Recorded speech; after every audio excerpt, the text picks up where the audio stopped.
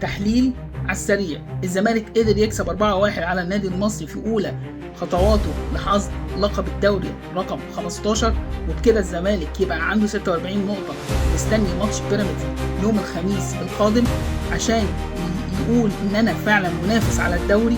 وبكده الزمالك حاطط ضغط عالي جدا على النادي الأهلي وعلى بيراميدز إن لازم كل واحد فيهم ما يفقدش أي نقاط تاني في الماتشات اللي جاية، وده المطلوب.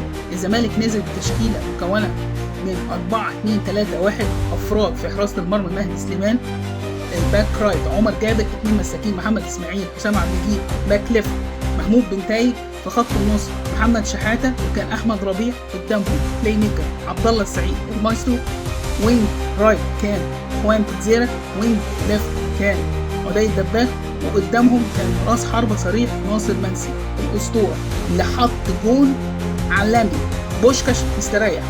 بكده الزمالك كسب المصري 4-1، كان اداء ولا اروع. صحيح النادي المصري دخل الجون الاولاني في الزمالك وحصل تربكه بين الزمالك في خطوطه الاماميه وفي الدفاع، بس معتمد جمال عمل ادراك ان هو لازم يعيد الحسابات، وبكده قال للعيبه لازم تعملوا كور ثابته. وكنا هنلاحظ في وسط الماتش ان فعلا معتمد جمال كان فعلا عمال بيقول اللعيبه تعمل ايه، وفعلا بطريقه حرفانيه غير طبيعيه من خوان بيتزيرا يحط اسيست اوفرلاب وعدي الدباغ حطها جون، تبقى النتيجه 1-1.